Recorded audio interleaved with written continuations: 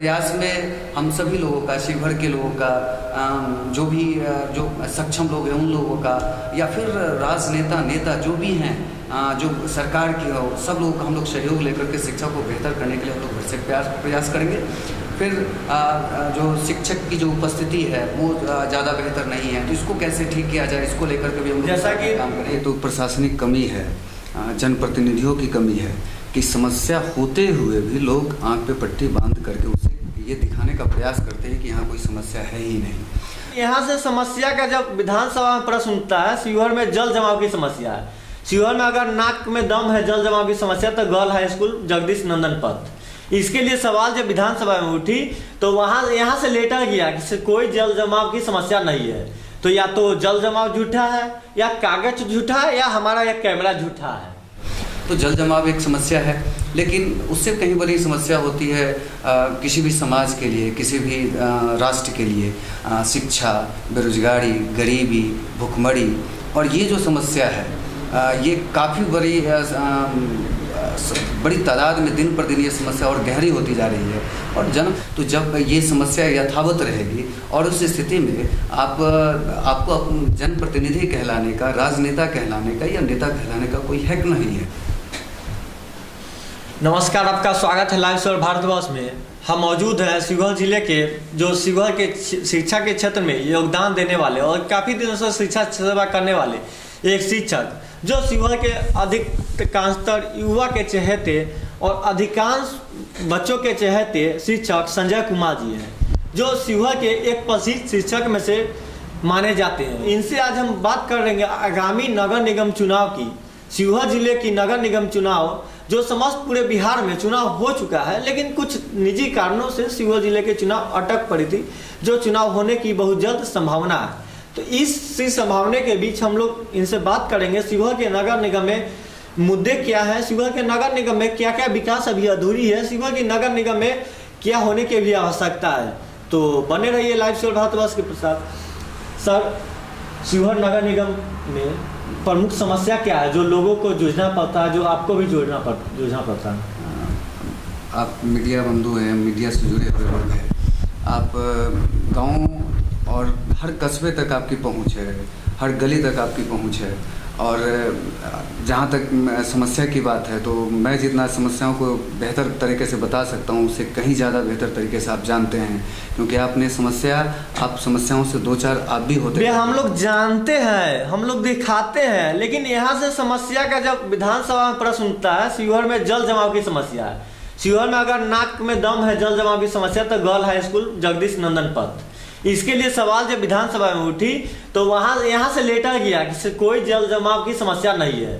तो या तो जल जमाव झूठा है, या कागज झूठा है, या हमारा एक कैमरा झूठा है। ये तो प्रशासनिक कमी है, जनप्रतिनिधियों की कमी है कि समस्या होते हुए भी लोग आंख पे पट्टी बांध करके उसे ये दिखाने का प्रयास करते हैं कि यहाँ कोई समस्या है ही नहीं। जबकि समस्या आप भी जानते हैं, शिवहर की प्रत्येक जनता उस समस्या से दो चार है। जल जमाव एक बहुत बड़ी समस्या है, इस समस्या से इनकार नहीं किया जा सकता है, लेकिन मेरी समझ से जल जमाव कोई समस्या है नहीं। क्योंकि अगर हमारे जो जनप्रतिनिधि थे, अगर उनके अंदर इच्छा शक्ति होती तो जल जमाव की जो समस्या है उसे कब का दूर किए होते हैं। लेकिन उनके साथ इच्छा शक्ति की कमी रही है पूर्व के जनप्रतिनिधियों से, जिससे वो समस्या जो यथावत बनी हुई है। तो जल जमाव एक समस्या है, लेकिन उससे कहीं बड़ी समस्या होती है किसी भी समाज के लिए, किसी भी राष्ट्र के लिए, शिक्षा, बेरोजगारी, गरीबी, भुखमरी। और ये जो समस्या है ये काफ़ी बड़ी तादाद में दिन पर दिन ये समस्या और गहरी होती जा रही है। और जनप्रतिनिधि को चाहिए कि जब तक आप शिक्षा का अलख नहीं जगाएंगे, आप गरीबी को दूर करने के लिए आपके पास कोई रोड मैप नहीं होगा, शिक्षा को बेहतर करने के लिए आपके पास कोई सोच समझ नहीं होगा, तो जब ये समस्या यथावत रहेगी और उस स्थिति में आपको जनप्रतिनिधि कहलाने का, राजनेता कहलाने का या नेता कहलाने का कोई हक नहीं है। तो इसलिए जो भी जनप्रतिनिधि हैं उनको इन समस्याओं को ध्यान में रखकर उसे दूर करने का भरसक प्रयास किया जाना चाहिए। जैसा कि शिक्षा के क्षेत्र में आपका भी योगदान है, और शिवहर में शिक्षा एक अंधकार में जा चुका हुआ है, इस पर क्या कहना? ये एक बहुत बड़ा समस्या है शिवहर के लिए।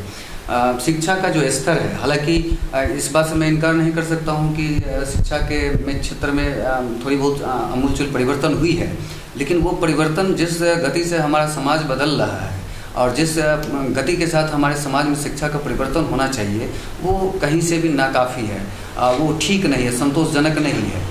तो शिक्षा को बेहतर करने के लिए हम लोग के पास काफ़ी बेहतर सोच है, समझ है, रोड मैप है, सत्ता मिलती है, अगर हम जीतते हैं चुनाव में तो शिक्षा के लिए भी हमारे पास चुनाव में जीतते हैं, क्या चीज़ का चुनाव लड़ रहे हैं? उपसभापति का जो चुनाव है के तौर पर हमारा छोटा भाई विजय आप तमाम जनता के बीच, लोगों के बीच तो उनके बारे में संभावना है लड़ने की, तो क्या कंफर्म है? एकदम अनाउंस कर चुके हैं? पूरी तरह से कंफर्म है। हम लोग सिर्फ कंफर्म ही नहीं कर रहे हैं, अनाउंस ही नहीं कर रहे हैं, हम लोग धरातल पर पिछले 4 महीनों से हम लोग लगातार मेहनत कर रहे हैं, कैंपेनिंग कर रहे हैं, डोर टू डोर जा रहे हैं और जो लोगों का समर्थन मिल रहा है वो काफ़ी उत्साहजनक है और बेहतर परिणाम हम लोग लेने वाले हैं।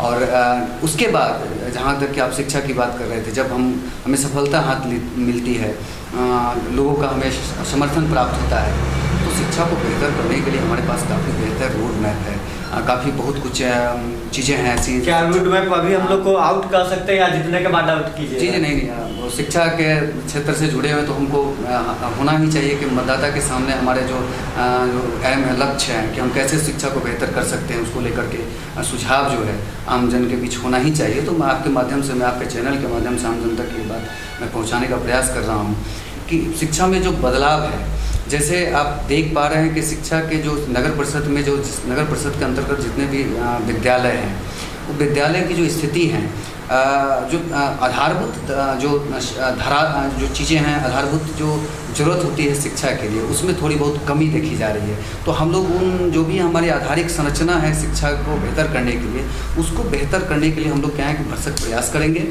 उस प्रयास में हम सभी लोगों का, शिवहर के लोगों का, जो भी जो सक्षम लोग हैं उन लोगों का, या फिर राजनेता नेता जो भी हैं, जो सरकार की हो, सब लोगों का हम लोग सहयोग लेकर के शिक्षा को बेहतर करने के लिए हम लोग भरसक प्रयास करेंगे। फिर जो शिक्षक की जो उपस्थिति है वो ज़्यादा बेहतर नहीं है, तो इसको कैसे ठीक किया जाए, इसको लेकर के भी हम लोग जैसा कि काम करेंगे।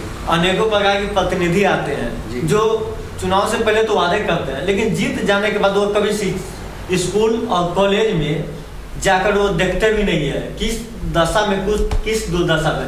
क्या यह नगर निगम के सभापति, उप सभापति के अधिकार में है कि नहीं अपने क्षेत्र का स्कूल का जायजा लेना? नहीं, बेशक पूरा अधिकार है अपने नगर परिषद के क्षेत्र में। अक्सर बिहार में नहीं देखा जाता, समस्त बिहार में, शिवहर की बात नहीं, पूरे बिहार में ऐसा देखा ही नहीं जाता जो कोई नेता हो या वो सभापति या उप सभापति जाए अपने क्षेत्र में स्कूल का देखे। जी, आप जिस जिन जनप्रतिनिधियों की बात कर रहे हैं कि वो नहीं जाते हैं, सच्चाई ये है कि उनको शिक्षा से कोई लेना देना ही नहीं है। वो चाहते ही नहीं कि लोग शिक्षित हो, समझदार हो, क्योंकि जब लोग शिक्षित होकर के समझदार होंगे कि उनकी सबसे बड़ी राजनीतिक जो दुकानदारी चला रखी है वो दुकानदारी उनकी बंद हो जाएगी।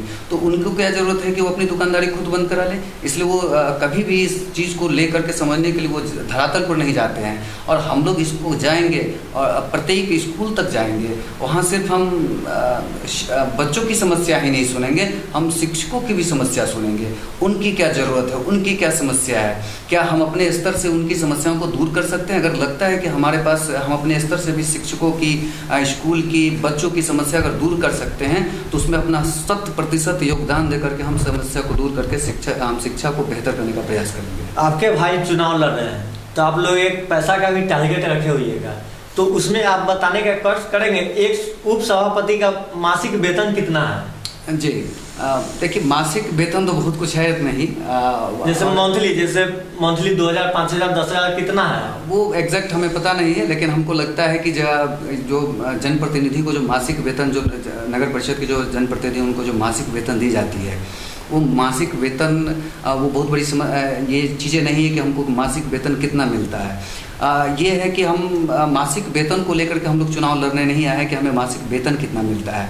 हम सेवा के भाव से आए हैं और सरकार अगर मासिक वेतन ना भी दे तो भी हम सेवा के भाव से हैं और हम सेवा करने के उद्देश्य से ही हम लोग चुनाव के मैदान में हैं और उस पर हम लोग काम करते हैं। Subscribe now and press the bell icon, never miss an update.